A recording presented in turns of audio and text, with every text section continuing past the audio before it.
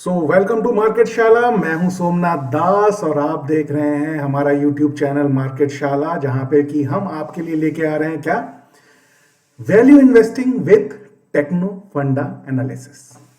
नाम तो सुना होगा आपने काफी, टेक्नो फंडा analysis. It's a really great science I would say, कि जहां पे technical chart analysis and fundamental analysis का एक डेडली कॉम्बिनेशन जो है होता है, और इसके साथ आप अपने अच्छे वैल्यू इन्वेस्टिंग के साथ साथ राइट एंट्री एंड एग्जिट को भी प्लान कर सकते हैं, right. So value digging with market शाला इज व्हाट। उससे पहले मैं आपको यह बता दूं कि दिस वीडियो, डिस्क्लेमर आपके सामने, this video is for educational purpose only. Take your financial advisers advice before taking any position. Let's start with the next slide. So here it comes. The stock name is Crescem Limited. Yes. इस particular series का हमारा यही एक मोटो है कि ये hidden gems हैं जिनके अंदर की फंडामेंटली वैल्यू है और एक ऐसी प्राइस पे है जहां पे कि अगर हम अपनी एक छोटी पोजीशन के साथ भी स्टार्ट करना चाहें, जिससे कि एक बार को उस एनालिसिस की जो स्ट्रेंथ है उसको हम एक तरीके से जो है एक तरीके से परख सकते हैं, एक तरीके से एक्सपीरियंस कर सकते हैं कि इस तरीके के एनालिसिस किस तरीके से हमारे इन्वेस्टिंग को एक स्ट्रेंथ दे सकती है। तो इस सीरीज में हम कुछ अननोन, लेस नोन और पोटेंशियल बेस्ड, जिनके अंदर की एक पोटेंशियल है in terms of the company fundamental, business fundamental and as well as technical charts पे वो एक अच्छी पोजीशन अपनी जो है क्रिएट कर रहे हैं, जहां से कि अगर हम एक बार एंट्री प्लान करना चाहें तो कुछ मिरेकल्स हो सकते हैं in the terms of like what we say alpha generate हो सकता है। इन्वेस्टिंग तो बहुत सेफ साइड, इक्विटी मार्केट के अच्छे जो बड़े बिग जो जाइंट्स हैं, जो कि like Reliance, HDFC, UltraTech cement, ये बहुत ही नोन नेम्स हैं जहां पे कि सब बहुत अच्छे अच्छे इन्वेस्टर्स और हम रिटेल इन्वेस्टर्स का भी इन्वेस्टमेंट होता है। But somehow you must have seen और यू मस्ट हैव हर्ड कि जहां पे कुछ मिरेकल्स होते हैं और वो पर्टिकुलर स्टॉक एक 100 टाइम्स, 20 टाइम्स, 1000 टाइम्स का रिटर्न दे देता है, वो कहीं ना कहीं वैल्यू डिगिंग से आता है my dear friend. So stock का नाम है क्रेस्केम लिमिटेड। ये जो है स्टॉक BSE पे ट्रेड होता है, BSE का कोड है इसका 526269। crescemlimited.in is the website of this particular company। अभी ये करंट मार्केट प्राइस जो राइड कर रहा है that is 65 rupees। About this company is it is a old giant or old baby you can say, which has incorporated in 1991। क्रेस्कैम limited जो है पहले जो था वो अब उसका बिजनेस जो था न्यूट्रिशन केमिकल प्रोडक्ट्स के अंदर था। The companies business comprises manufacturing, processing, marketing and exporting products derived from nutraceutical ingredients from conventional chemical, food and pharmaceutical fields. आप देख सकते हैं कि जो कंपनी का पोर्टफोलियो कितना डाइवर्स है।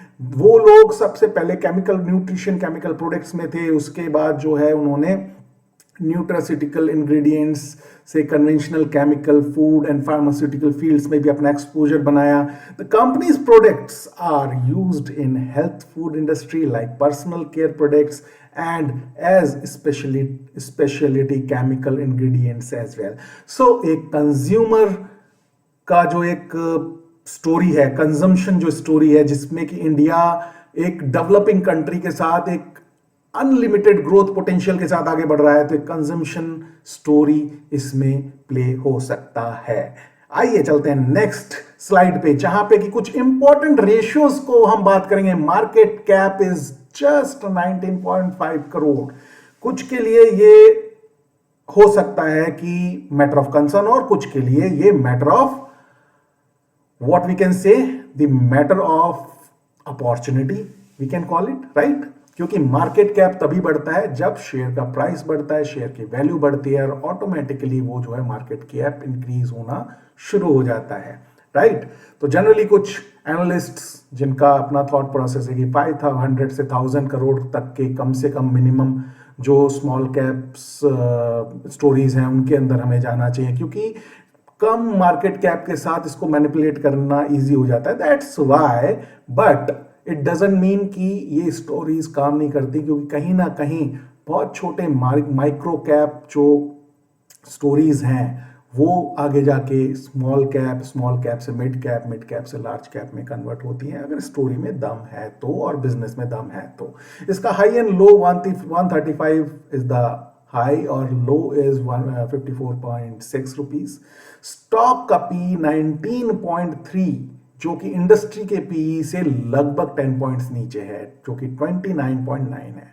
आरओसी एंड आरओई दो मेन रेशियोज हैं जो कि हम जो है अपनी फंडामेंटल एनालिसिस में जिसको कि इंपॉर्टेंस देते हैं। आरओसी 37.4 और आरओई 28.7 रन कर रहा है, which is really good. Face value is 10, तो sky is the limit. Debt to equity is 0। promoters holding, yes, it is less and it is a matter of concern a bit, 31.9, because retails के पास इसकी अच्छी खासी holding है, my dear friends। pledge percentage is 0। जो भी promoters के पास holdings हैं उन्होंने उनको जरूरत नहीं पड़ी कि इसे वो प्लेज करें, राइट। डीआईआई ने भी अपना छोटा सा, डोमेस्टिक इंस्टीट्यूशनल इन्वेस्टर्स ने भी अपना छोटा सा स्टेक इसमें दे रखा है 0.13%, राइट। तो in other ways you can say अभी ये एक हिडन जेम है जो कि ज्यादा नजरों में नहीं आया है, बट हाँ रिटेलर्स ने कुछ अपनी पोजीशंस बनाई हुई हैं इसके अंदर।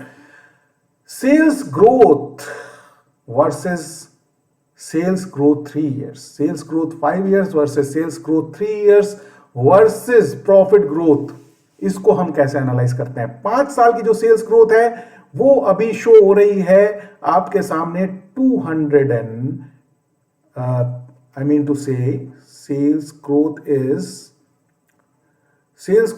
5 years 22.0%, जो कि 3 years में 39.4% हुई है।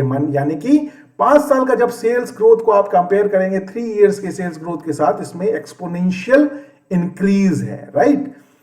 और जब आप प्रॉफिट ग्रोथ देखते हैं तो 3 साल के सेल्स ग्रोथ के साथ जब आप प्रॉफिट ग्रोथ देख रहे हैं 34.7%, it is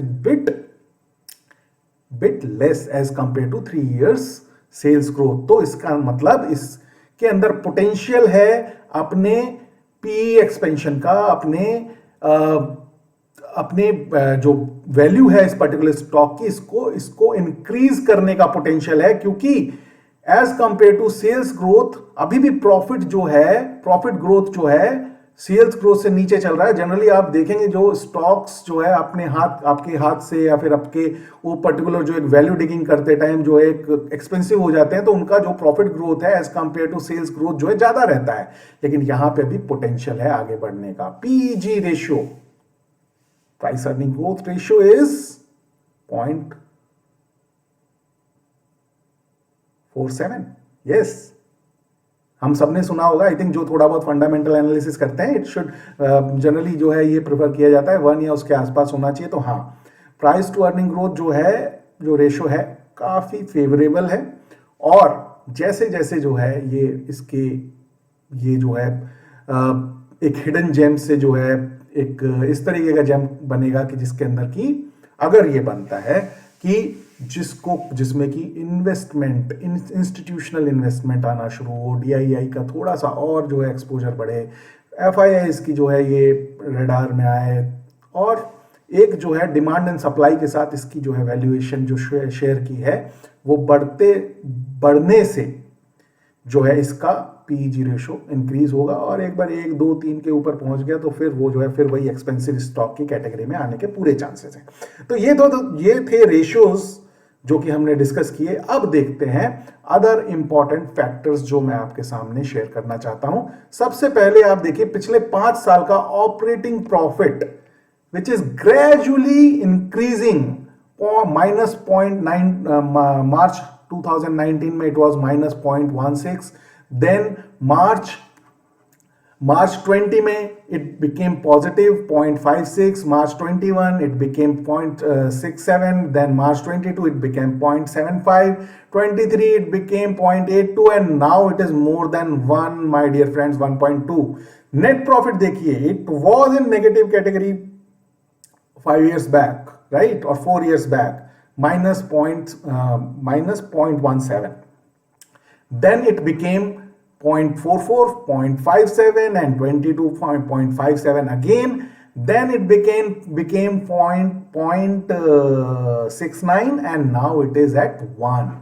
Okay, so these are the good signs which can tell you कि या कुछ हो रहा है, कुछ कंपनी के बिजनेस मॉडल में ऐसा हो रहा है जिसकी वजह से operating profits and net profits continuously since last 5 years on an increasing mode, right?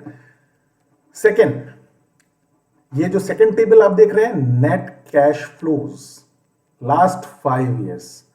Now in March 2023 it became positive. Since last 4 years, 22, 21, 20 and 2019 it was in the negative territory. Cash conversion cycle जो है इसको हम जो देखते हैं थोड़ा सा decreasing mode में हम देखते हैं, क्योंकि कैश कन्वर्जन साइकिल जो कंपनी का है जितना कम होगा उतना ज्यादा वो उसको वेटेज मिलना चाहिए पॉजिटिव साइड में. 109 पॉइंट जो है 5 का जो कैश कन्वर्जन साइकिल है अब जाकर के मात्र 0.44 पे आके खड़ा हो गया है, right. Secondly, ROCE. ROCE, what you can see in 2019, it was negative. March 20, it became 67.46. March 21 में थोड़ा कमी आई 45.75. March 22 में फिर थोड़ा कमी आई 35.96. लेकिन 23 में फिर इसने जो है एक ग्रोथ साइड में ROCE ने ग्रोथ साइड में अपना एक साइन, पॉजिटिव साइन शोकेस किया है. नेक्स्ट, ये तो था फंडामेंटल एनालिसिस. टेक्निकल चार्ट्स क्या कहते हैं? टेक्निकल चार्ट्स में ये वीकली चार्ट जो कि हम पोजिशनल ट्रेड जब हम कहीं लेते हैं या पोजिशनल इन्वेस्टिंग हम कहीं लेते हैं, it's a style of market Shala. We generally read weekly and monthly charts. So this time this weekly chart is there in front of you, which is showing कि लाइफ टाइम हाई का जो एक barricading है या फिर आप जो मान के चले एक जिसको हम बोलते हैं कि रेजिस्टेंस है, वो 129.40 पे बन रहा है, 129 रुपीज 40 पैसा. अभी 65 पे जो है ये कैस्केम is trading at 65 rupees at present, right. And इसका जो सपोर्ट है जो हमने यहां पे आइडेंटिफाई किया है, इट इज अराउंड 54.59, राइट. ये टेक्निकल चार्ट एनालिसिस सबका अपना एक तरीका होता है. मैं जनरली जो है price and action, demand and supply को जो है अपने सामने रखते हुए, कुछ वॉल्यूम्स को अपने सामने रखते हुए टेक्निकल चार्ट एनालिसिस को रीड करता हूं और सिग्नल्स उससे अपने लिए जनरेट करता हूं, right. So what I can see is, ये पहला हाई था, इसके बाद ये दूसरा लो बना, ये दूसरा जो हमारे चार्ट पे शो कर रहा है, फिर ये सेकंड हाई बना. ये जो सेकंड हाई का लो था फर्स्ट हाई के लो से थोड़ा ऊपर था. फिर ये हमारा थर्ड हाई था. थर्ड हाई का जो लो बना वो हमारे क्या है, यहां पे ये जो लो आप देख रहे हैं 54.59, हमारा जो सेकंड हाई का लो जो कि ये अराउंड 20 और 40 रुपए के बीच में था, इससे हायर लो बना, राइट. इसे डाउ थ्योरी बोलते हैं. Higher highs and higher lows जब तक जो है किसी ग्राफ पे बन रहे हैं, वहां पे आप एक अच्छा वेव मूवमेंट देख सकते हैं टू अपवर्ड एंड पे. वही चीज रिवर्स हो जाती है जब lower highs and lower lows बनना शुरू हो जाए. तो अभी जो है आपको चार्ट के ऊपर दिखाई दे रहे हैं, वीकली चार्ट के ऊपर, जो कि बहुत एक स्ट्रांग चार्ट होता है क्योंकि उसका जितना टाइम होराइजन बड़ा होगा उतना ही क्लैरिटी चार्ट में आप देख पाते हैं. यहां पे जब इसने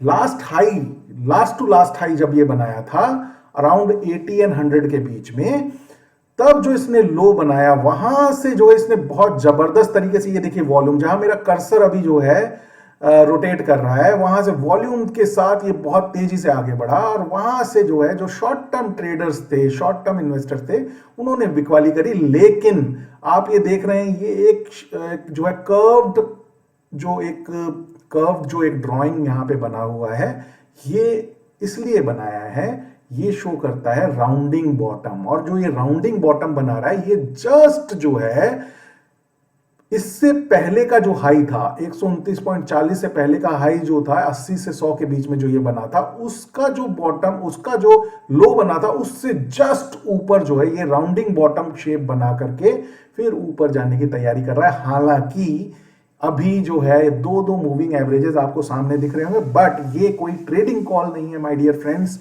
इस वजह से बहुत ही सेफर साइड मेरा जो एनालिसिस है वो ये बोल रहा है कि अभी इस पे अगर एक positional by, value digging, value investing के पॉइंट ऑफ व्यू से लिया जाए और एक स्ट्रिक्ट स्टॉप लॉस, क्योंकि हम यहां पे टेक्नो फंडा एनालिसिस कर रहे हैं, तो टेक्निकल चार्ट में एंट्री एग्जिट जो है वो तो मस्ट होता है।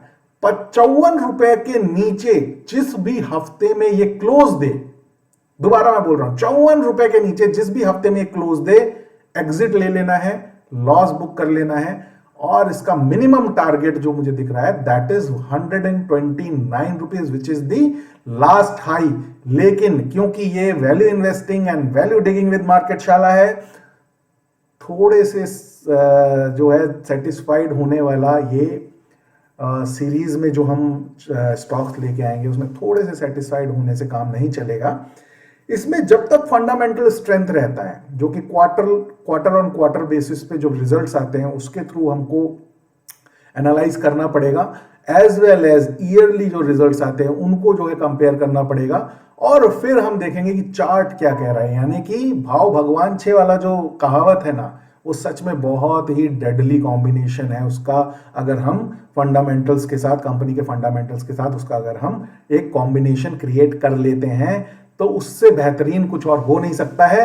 तो इन सब का कॉम्बिनेशन मिला करके जब हमें ये समझ में आए कि हमें कैसे जो है इस इन्वेस्टमेंट को जो है के प्रॉफिट्स को जो है ट्रेल करते हुए आगे बढ़ना है, तो 129.40 rupees is not the actual which should be taken care in this particular investing, because ये एक वैल्यू इन्वेस्टिंग का एक एनालिसिस है। तो इसमें जो है प्रॉफिट्स को ट्रेल करते हुए हमें आगे बढ़ना चाहिए, जो कि 129 के बाद की बात है, राइट।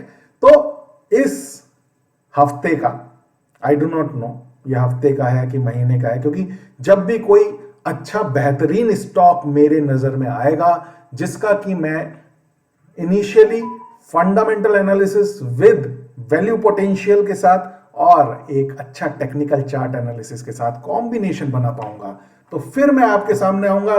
तब तक के लिए जो है ये है हमारा टेक्नो फंडा stock of value investing, means value digging with market शाला। तो जुड़े रहिए मार्केट शाला के साथ, सीखते रहिए। और मैं फिर कहूंगा ये सब एक एजुकेशनल पर्पस से है कि किस तरीके से किसी स्टॉक को डिफरेंट तरीके से एनालाइज करके अपना एक कॉल लिया जा सकता है। वो पोजिशनल इन्वेस्टिंग का हो सकता है, पोजिशनल ट्रेडिंग का हो सकता है, शॉर्ट टर्म ट्रेडिंग का हो सकता है, बट सबके जो गाइडलाइंस हैं वो अलग होते हैं, सबके जो रूल्स हैं वो अलग होते हैं, सबके सिस्टम्स जो होते हैं वो अलग होते हैं, उनके डिसिप्लिन अलग होते हैं और उनका money management, risk reward ratio भी डिफरेंट होता है। बट एक सेगमेंट में एक तरीके से रूल्स, जो डिफाइंड रूल्स हैं, डिसिप्लिन से रिलेटेड, मनी मैनेजमेंट से रिलेटेड, रिस्क रिवॉर्ड से रिलेटेड, एनालिसिस से रिलेटेड, उसको रिलीजियसली फॉलो करना जरूरी है। क्योंकि अगर इन रूल्स को हम रोज बदलेंगे तो कंसिस्टेंट रिटर्न बना पाना इस स्टॉक मार्केट में is next to impossible, right. तो जैसा कि मैं हमेशा कहता हूं कि अर्जुन बन के चक्रव्यूह में घुसना है, जिसमें कि आपको अंदर जाना और बाहर आना दोनों आता हो, ना कि अभिमन्यु बन के। क्योंकि अभिमन्यु की वीरता में भी कोई कमी नहीं थी, लेकिन उसे एग्जिट का नहीं पता था। तो वो अमर तो हो गया, लेकिन विजयी नहीं हो पाया। So thank you so much for your valuable time. Stay connected with market Shala. We will keep coming with best of our possible knowledge to share with you, because सीखेंगे तभी तो जीतेंगे। Thank you so much.